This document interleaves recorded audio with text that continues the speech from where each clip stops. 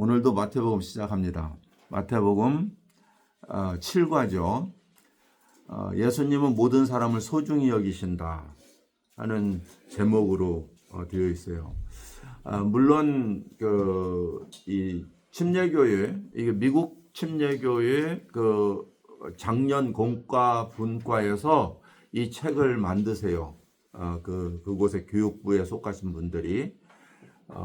그런데 이것을 한국말로 번역을 해요. 그러니까 이제 번역하는 과정에서도 온전하지 못한 부분도 있고 여러 가지 이제 부족함이 있긴 하지만 우리가 이 책을 통해서 무엇을 느끼냐면요, 성경을 순서대로 공부해 간다는 사실을 우리는 경험할 수 있어요. 한 9년 과정인데 지금 마태복음 하고 있죠. 다음번에 마태복음 또 마지막 후반부를 한 뒤에 우리가 하지 않았던 여호수아와 사사기로 넘어갈 거예요. 왜냐하면 신명기 했잖아요, 그죠? 민수기, 신명기 했고 출애굽기, 레위기 했기 때문에 또 여호수아로 가요. 그래서 우리는 이 성경을 이렇게 순서적으로 차서적으로 공부할 수 있다는 게 얼마나 축복인가 하는 생각을 가져요. 자, 오늘 마태복음 7과는 8장에 있는 내용 그리고 9장 초반에 있는 내용이에요. 다음 주에는 9장 1절에서 마지막 절까지 하기 때문에 이제 8장과 9장을 다음 주까지 하게 될 거예요. 이렇게 순서적으로 많이 하지는 않잖아요. 건너뛰는데 그렇게 하는 이유는 뭐냐면 이곳에 예수 그리스도가 이 세상에 오신 목적이 기록되어 있기 때문에 그래요. 예수님은 왜 이 세상에 오셨는가 하는데 오늘 말씀에 초점이 있어요. 자, 보겠습니다. 8장 1절부터는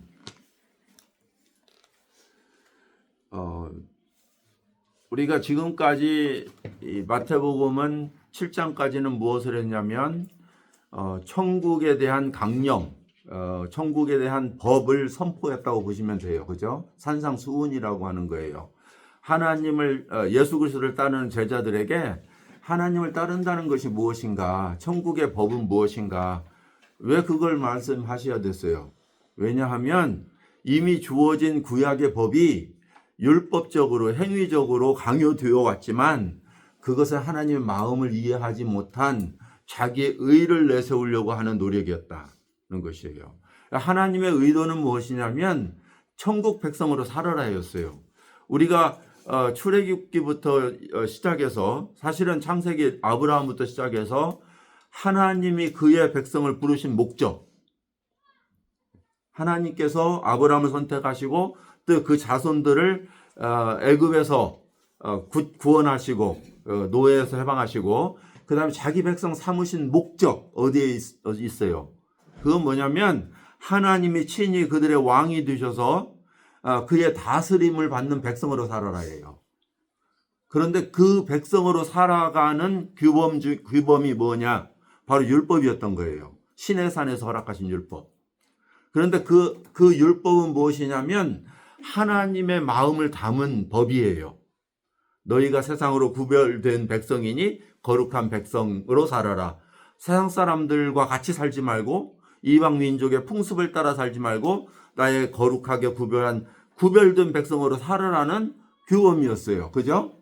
근데 그것이 나는 이렇게 하기 때문에 하나님의 자녀야를 증명하는 것이 아닌 거예요.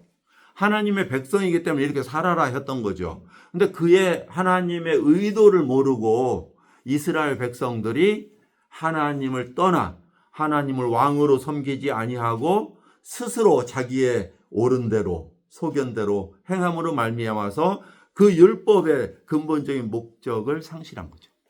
예, 상실했어요.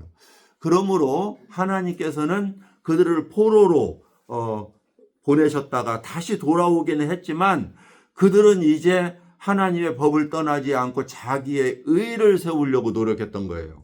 이해되시죠? 그러면 하나님의 마음은 어디 갔어요? 하나님의 다스림, 거기에 초점을 둬야 되는데 그들이 하나님을 종교로 섬기기 시작했어요. 이방 종교처럼. 그래서 신전을 지었고요. 성전을 지었고요.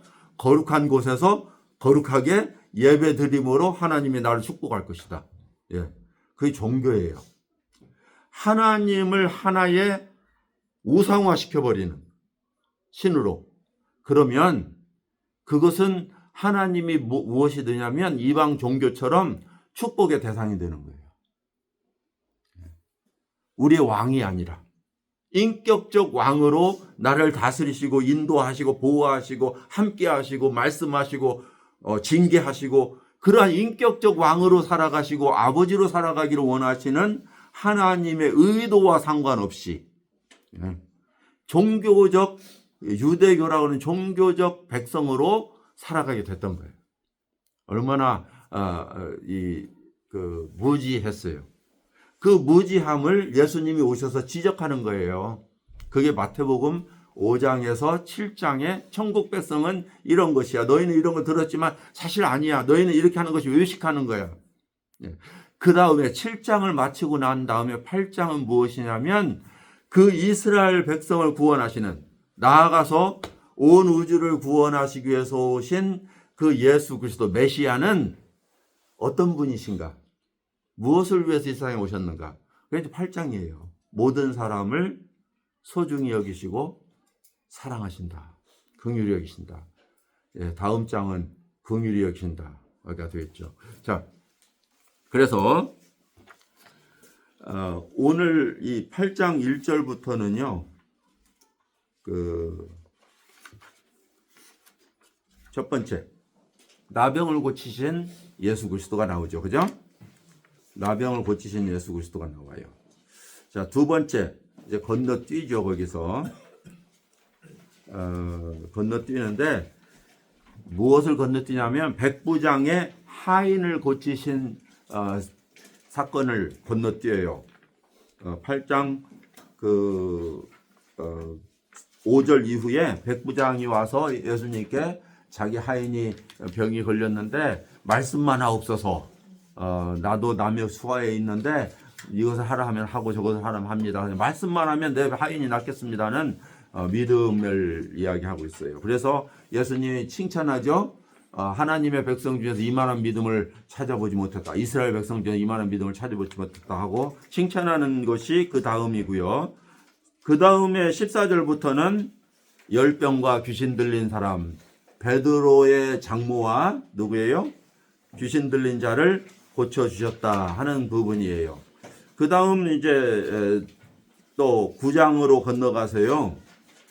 1절부터 8절까지 중풍병을 가진 병자를 고쳐주시는 장면, 이렇게 세 부분으로 나눠서 가르쳐주고 있어요.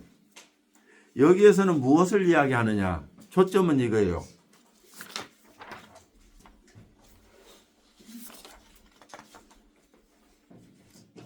자, 17절. 17절. 자, 함께 읽어볼까요? 자, 시작. 우리의 연약한 것을 친히 담당하시고 병을 짊어지셨도다 함을 이루려 하심이라. 자, 여기에 초점이 있어요.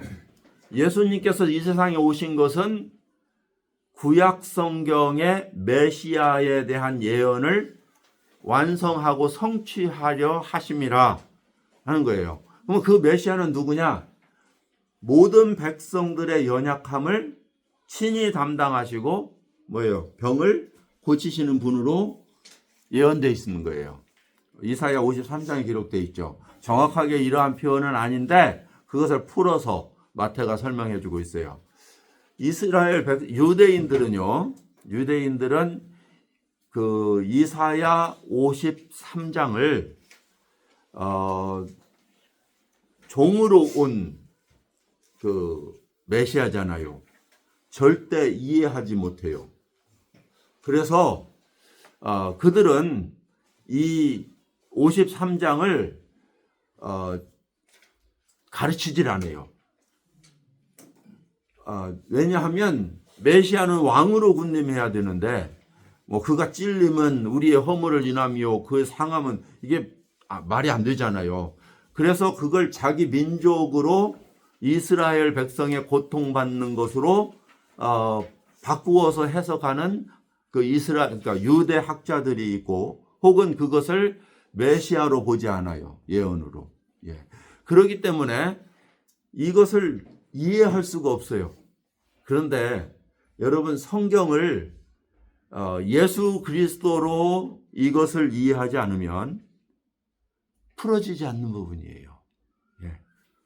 종으로 오신 예수 그리스도가 구약에 예언되어 있는데 그것이 단순히 이사야 53장에만 있었느냐? 아니거든요.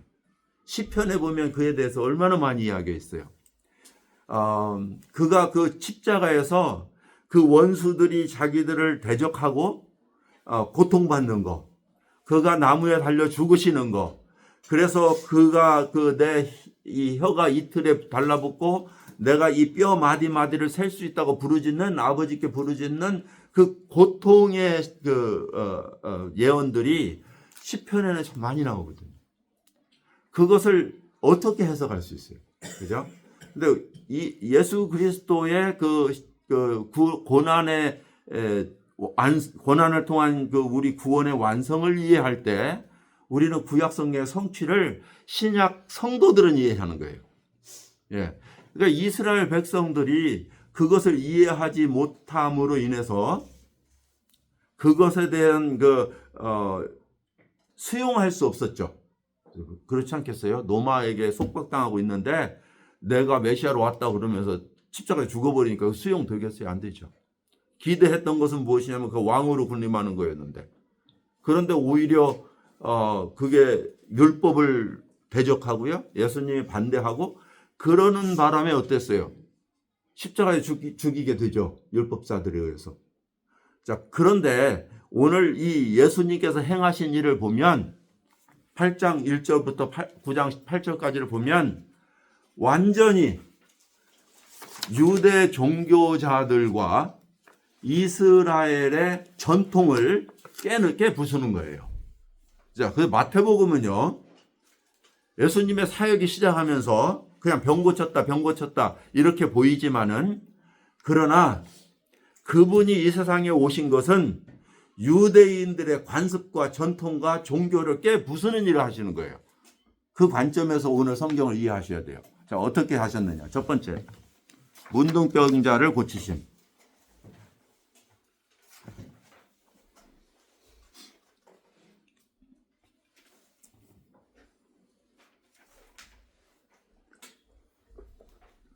자, 문둥병자를 고치시는데요,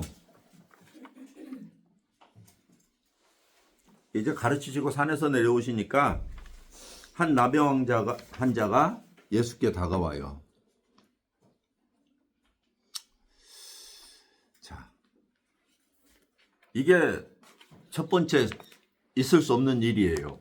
왜냐하면 나병은 구약 성경에 그 죄악으로 말미암아 저주를 받았다, 그렇게 이야기하죠.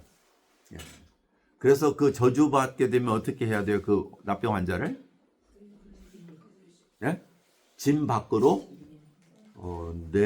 쫓아내야 돼요. 그리고 격리하는 거예요. 이 나병은 고칠 수 없는 병이었고 전염되기 때문에 하나님께서 그를 격리시킴으로 말미암아서 그들과 사회적 격리를 통해서 확산하는 걸 금하셨다. 여기 교재 보면 다 설명하고 있죠. 그리고 그들은 사람들이 접근하면 입을 가리고 부정하다 이렇게 해야 돼요. 침이나 이 몸의 액체를 통해서, 접촉을 통해서 전파되는, 감염되는 거기 때문에 그러한 모습으로 하나님께서 격리시키셨죠. 그런데 이 나병 환자가 예수께 다가온 거예요.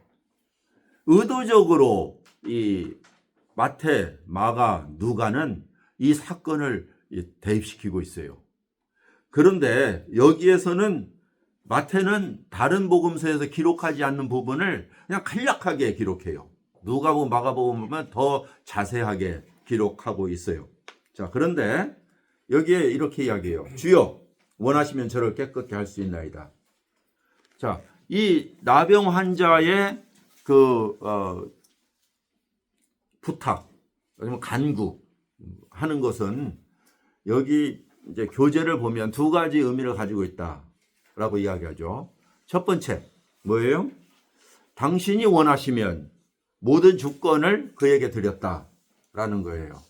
당신은 이 병에 대한 그 주인이시고 이 병을 고치기도 또는 안 하시기도 할 수 있는 그러한 권리를 가지신 분입니다. 이런 권세를 이야기했다. 두 번째는 뭐냐면 고치실 수 있다는 치유의 능력에 대해서 의심하지 않았다. 이렇게 이야기하고 있어요. 자, 그 이제 페이지 56페이지인데요. 그러한 의도에서 나병 환자가 지금 접근을 했어요. 그죠? 예수님, 당신은 모든 질병에도 선악간에 주권자이시고 주인이십니다. 그런데 이것을 당신이 원하시면 고칠 수 있어요. 근데 이 나병이요, 사실은 불치병이잖아요. 근데 그 불치병을 가지고 지금 나왔다는 거예요. 자, 그런데 3절에는 특이한 말로 설명하고 있어요. 무엇을 하셨는지 보세요. 예수께서 뭐 어떻게 했어요? 손을 내밀어서 그에게 대셨다. 여러분, 구약의 율법에 나병 환자 만질 수 있어요, 없어요? 이 제사장들이나 이 이스라엘 백성은 이 나병 환자를 만지면 어떻게 돼요? 부정하게 돼요. 만져서는 안 되는 것이에요. 근데 예수님은 그냥 말로도 할 수 있잖아요. 그런데 그 의도적 행동이 나오시는 거예요. 뭐예요? 손을 내밀어서 그에게 만지셨대요. 만지셨어요. 자, 율법에서 안 된다 하는 것을 예수님은 의도적으로 행하셨어요. 왜 그래요? 문제의 해결은 율법으로 말미암지 않고 뭘로? 하나님의 능력인 은혜로 말미암아 된다는 사실이에요. 그것이 무엇으로 이루어져요? 믿음으로 이루어져요. 자, 이것을 예수님은 의도적으로 가르치고 있다 하는 것이죠. 자, 사람들은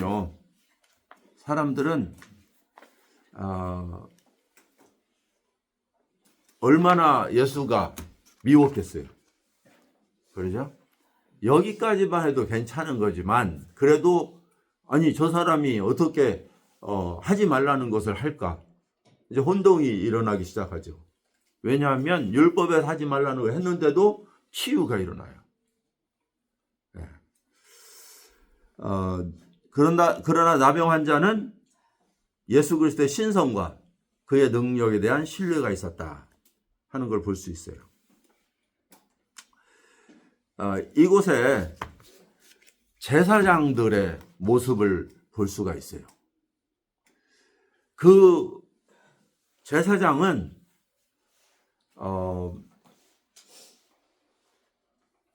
백성들의 죄를 담당하기 위해서 무엇을 해요?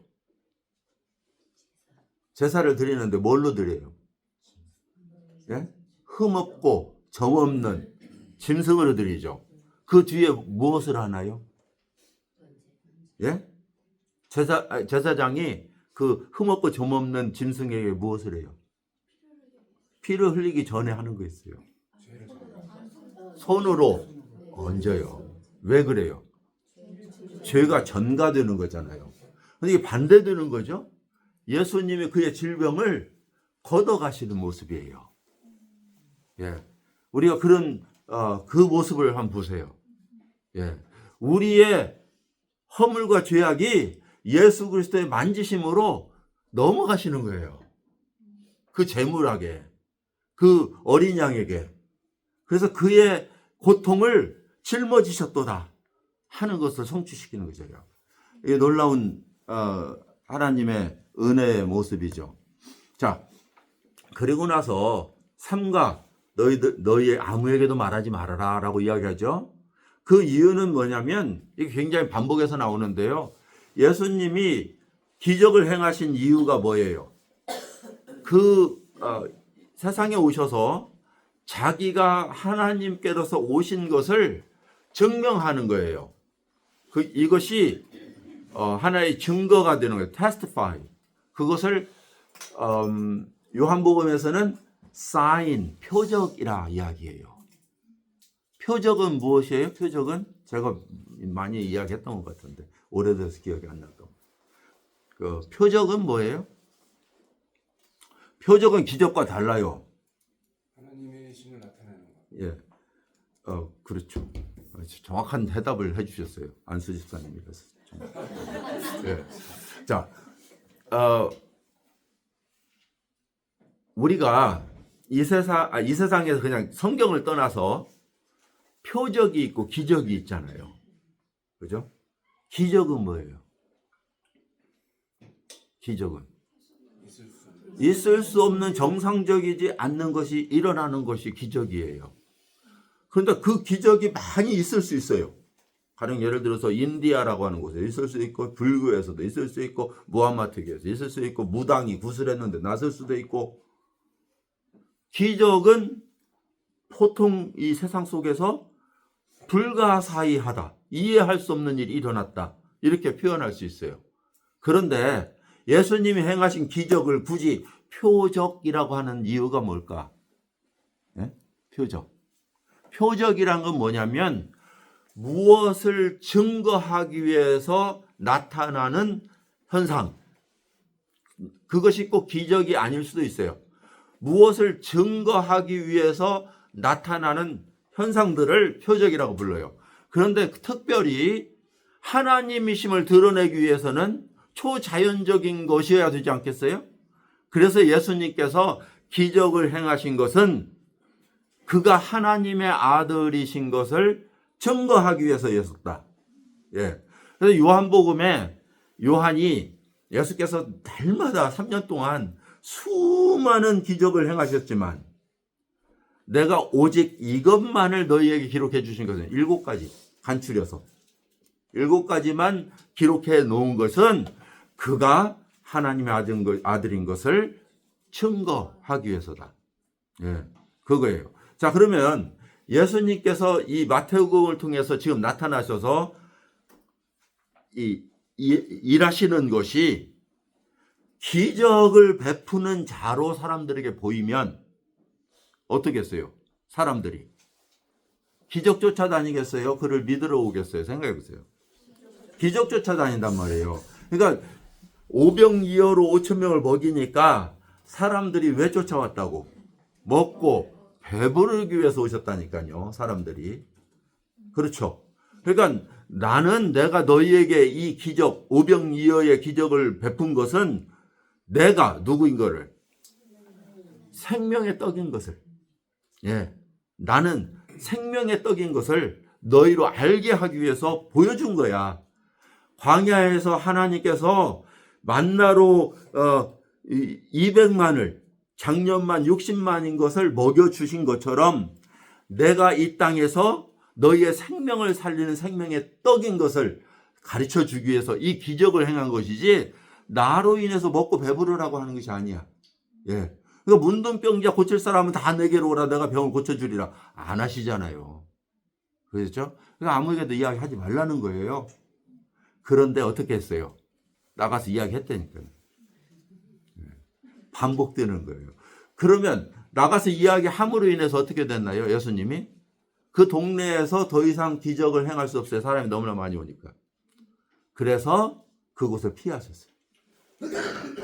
다른 곳으로 가시게 돼요. 이곳에서 일한 일이 있어서 예수님이 장소로 옮기세요. 근데 여기 기록되어 있지 않아요. 다른 곳에 기록되어 있죠. 자, 그 다음에 두 번째로 이야기한 건 뭐냐면요. 다만 제사장에게 내 몸을 보이고 모세가 명한 예물을 드려 너의 완전케 됨을 입증하라는 거예요. 왜 그래요? 그가 아무리 고침을 받았어도 문둥병자로 살아가는 한 사회적 삶을 살 수가 없어요. 온전한 회복은 뭘까요? 그의 신분을 회복하는 거예요. 병자에서 고침받는 것이 아니고. 그럼 그 신분을 회복되기 위해서는 어떻게 해야 돼요? 제사장에 가서 그의 몸을 베이고 제사를 드리고 그리고 선언을 받아야 돼요. 네가 정결케 됐다는. 구약의 율법을 쫓아서 그가 공적인 판결을 통해서 사회와 종교적 특권을 회복할 필요성이 있었다는 사실이에요. 자, 그러면 예수님은 율법을 폐하셨나요? 폐하지 않으셨나요? 폐하지 않으셨어요. 율법을 그대로 말씀하셨어요. 왜냐하면 그 백성에게는 그 법이 적용되기 때문에 그래요. 예. 그래서 이 문둥병자가 속해 있는 이스라엘 백성에게 그 법이 적용되기 때문에 그대로 행하라 하신 거예요. 이스라엘 백성들은 그 율법을 잘못 이해하고 하나님의 마음을 잘못 이해하고 잘못된 판단으로 예수님을 비판하죠. 어떻게 문둥병자를 만져줄까? 어떻게 그에게 다가갈까? 이야기할 수 있는 거죠. 이것이 갈등의 시작이 되는 것을 볼 수 있어요. 자, 그 다음 봅시다.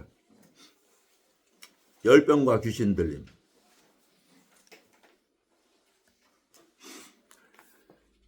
베드로의 집에 들어가셨는데 그의 장모가 열병으로 앓아 누워 있었어요. 아주 심각하게 아프셨다 하는 걸 볼 수 있죠.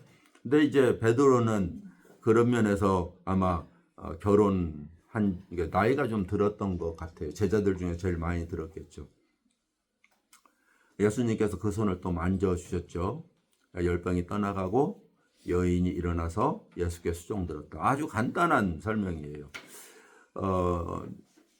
예수님은 이 베드로의 장모를 고치셨던 거 두 번째로 이렇게 언급하게 되는데 이곳에서는 왜냐하면 보세요. 이 대상이 누군가 보세요. 누구예요? 예? 제자의 어머니죠. 장모님이죠. 근데 그 당시에 여자는 천시받는 계층이었어요. 근데 그 여자를 만지시면서 병을 고치셨다? 역시 마찬가지로 어때요? 사회적 관념을 깨는 거예요. 근데 이것을 시작하기 전에 어떤 일이 있었느냐면 로마의 백부장이 그에게 찾아왔죠. 로마 사람은 또 누구예요? 이방인이잖아요. 그런데 누가 아프대요? 하인이 또 그렇대요. 그 하인은 종이란 말이에요. 근데 사회적 계층이 지금 문둥병자, 죄로 말미암아 정죄받은 자, 또 이방인, 이스라엘 백성들이 짐승으로 여기는 이방인, 백부장, 더군다나 그의 종, 노예, 또 이제는 여인, 장모. 어때요 지금? 이스라엘의 풍습과 관습이 완전히 이 예수에 의해서 다 무너지잖아요. 그건 무엇을 이야기할까요? 하나님의 마음은 어디에 있다? 모든 사람에게 있다. 하나님의 마음은 오히려 약자들에게 있다. 소외된 자에게 있다. 이것을 예수님은 친히 증거하시는 거예요. 왜 예수님은 성전에 찾아서 제사장을 고치시고 헤롯 왕의 병을 고치시고 이렇게 해야 되지 왜 이렇게 낮은 곳으로 내려가시냐고. 왜냐하면 하나님은 어때요? 하나님은 그러한 자에게 마음이 있었어요. 율법을 보시면 우리 신명기에서 공부했던 부분이에요. 레위기에서도 했었고요. 하나님은요. 이 세상의 정의를 뭐라고 해야 하면 과부를 돌보고 고아들을 보살피며 이방인들을 섬기는 것을 이 세상에 정의가 실현되는 걸로 보셨어요. 그렇죠? 그래서 너희들은 과부를 위해서 추수할 때 이삭을 다 자르지 말고 남겨두고 또 적당히 빼서 그들이 먹을 수 있는 양식으로 삼아라. 기억하세요? 예, 그러한 하나님의 마음을 우리는 이해하는 것이 율법이다. 근데 율법은 어땠어요? 실행되면서 그 법을 통해서 백성들 착취했다니까요. 제사장들은 제사장대로, 바리새인들은 바리새인대로. 그리고 하나님께 바침만 되면 너희들이 어머니 부모께 안 해도 돼. 자, 그런데 이 하나님의 마음을 지금 하나님 성자이신 예수께서 이 땅에 오셔서 육신을 입고 오셔서 뭐 하고 계세요? 실제로 행하고 계시잖아요. 행하고 계시는 거예요.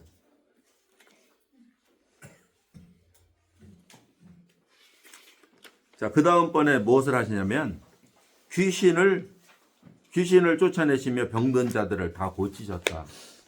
여기에 이제 이사야서에 나오는 예언을 성취하셨다라고 말씀하고 있어요. 그런데요, 더 한 가지 놀라운 건 뭐냐면 누가복음 4장에 보면 베드로 장모의 열병을 고치신 날이 공교롭게 안식일이었어요. 예, 안식일이었어요. 참 이 예수님께서 왜 꼭 그날 하셔가지고 이렇게 문제를 일으키시는지 우리는 이제 복음서 전체를 통해서 이렇게 볼 수가 있는데요. 그러나 그 장모는 일어나서 예수를 수종드는 모습이 나오죠. 은혜를 누린 삶의 변화와 완전히 치유하셨다는 증거로 이 교재에서는 설명하고 있습니다. 이사야서 53장을 잠깐 읽고 넘어갑시다.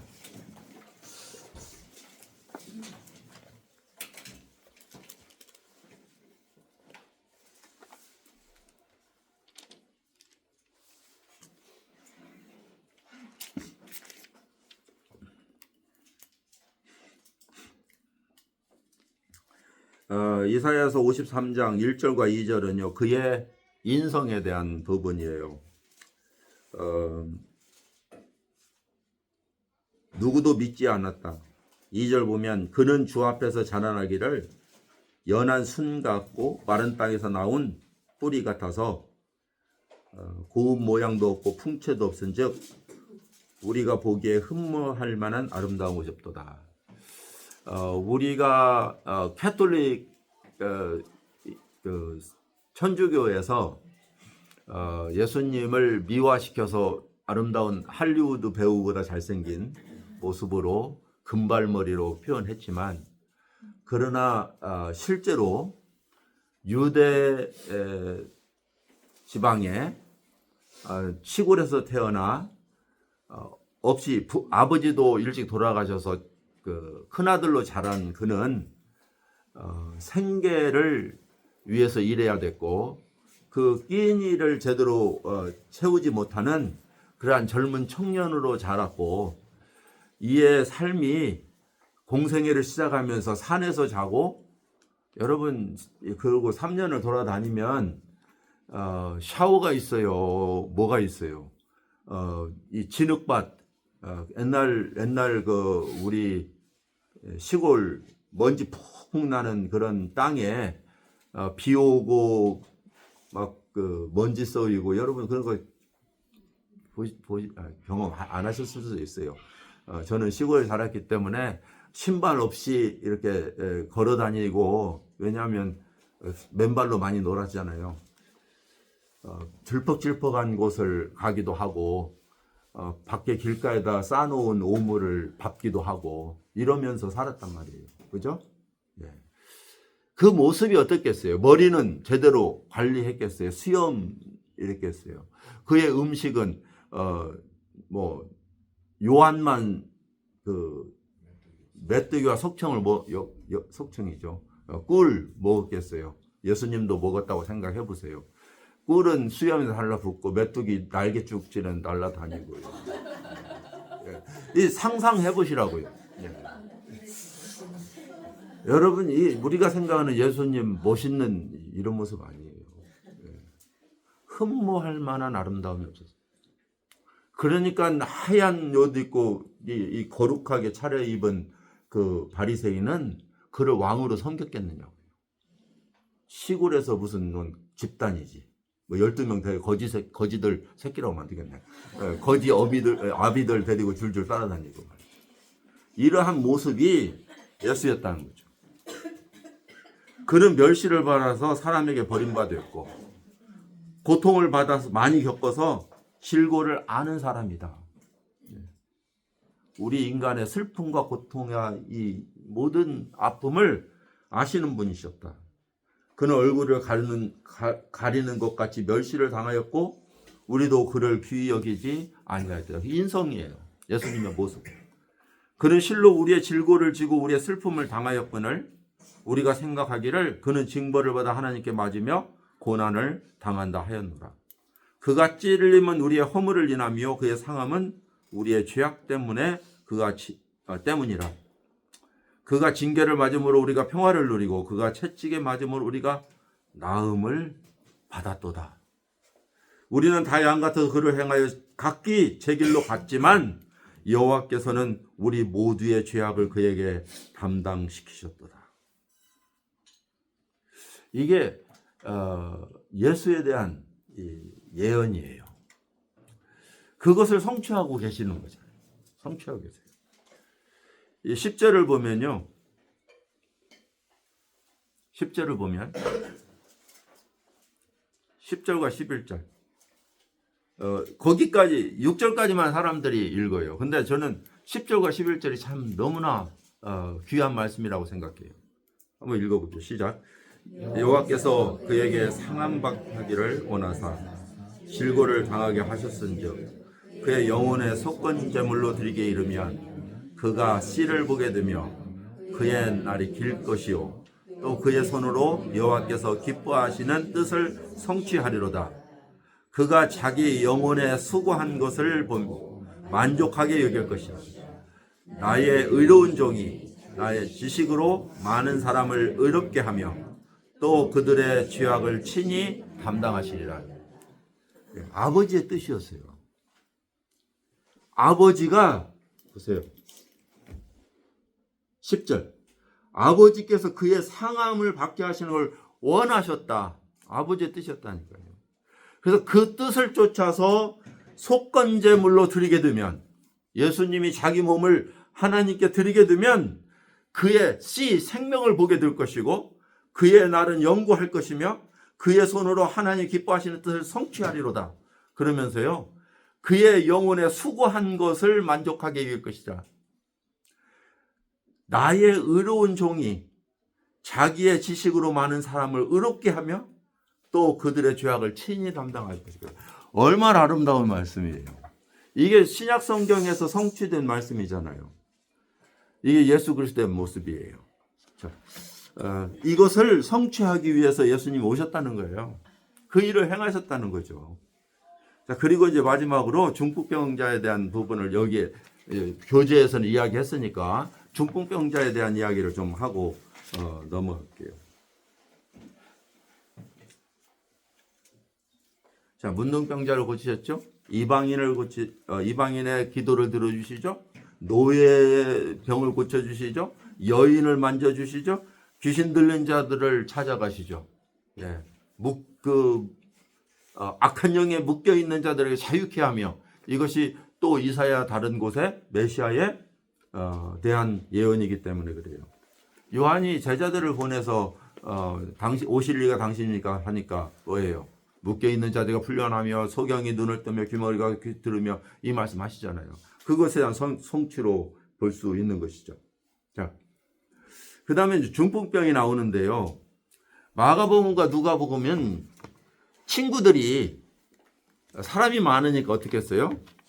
지붕을 뚫고 그들에게 이렇게 내렸다. 그래서 예수님께서 그 친구들의 믿음을 보고 그들을 병자를 고쳐주시는 것으로 기록하고 있어요. 그런데요, 이곳에서는 그들이 어떤 행위를 했다 이렇게 보여주진 않고 있어요. 다만 사람들이 데리고 왔다. 그리고 그들의 믿음을 보고 중풍병자에게 이르되 작은 자의 안심하라 내 죄사함을 받았느니라 라고 이야기해요. 아니 왜 병 고쳐달라니까 이 말도 안 되게 뜬금없이 죄사함을 받았느니라 이야기하냐고요. 이것으로 인해서 또 미움이 되죠. 그죠? 죄사함은 누구만 할 수 있어요? 하나님만 할 수 있어요. 그런데 인간이 하나님을 대신해서 중보자로 섰던 게 제사장이잖아요. 그죠? 그런데 유다 족속이란 말이에요. 베들레헴에서 태어난 그 예수가 그것도 이방인의 촌인 나사렛에서 자란 그가 죄사함을 이야기하고 있어요. 그때 많은 사람들이 속으로 이 사람이 신성모독한다 라고 이야기해요. 예수님은 그들의 생각을 하셨다. 여기에 예수님의 전지성을 보여줘요. 전지하신 하나님. 그들의 생각을 읽으시고 마음을 아시는 사람. 그리고 이렇게 이야기하세요. 너희가 어찌하여 마음에 악한 생각을 하느냐? 내 죄사함을 받았니라 하는 말과 일어나 걸어가라 하는 말 어느 것이 쉽겠느냐라고 이야기하죠. 어느 말이 쉬워요? 예? 자, 내가 아프니까 기도해 주세요라고 하면 나 좀 치유해 주세요라고 이야기했다면 여러분 내가 기도하겠습니다라고 하는 게 쉽습니까? 아니면 일어나라 하는 게 쉽습니까? 그냥 기도하겠습니다 하는 게 쉽죠. 예수님이 추상적 이야기를 하세요. 내 죄사함 받았느니라. 그런데요, 이러고 말았으면 말뿐인 허황된 이야기가 된다는 거죠. 자, 그런데 보편적으로 유대인들은 질병은 어디로부터 왔다? 죄로부터 왔다라고 생각하기 때문에 그 죄에 대한 사함을 이야기하고 있는 거예요. 근본적 문제, 뿌리를 내가 치료하겠다는 거죠. 제가 볼 때는 이것이 질병이 죄로부터 온 것이 사실이었던 것 같아요. 그런데 모든 질병은 죄로부터 온 것이 아닌 것을 예수님은 이미 설명하셨어요. 네, 이거 여기서 다루지 않죠. 여기 교재에 다 나와요. 여러분 읽으세요. 그런데 이 교재 60면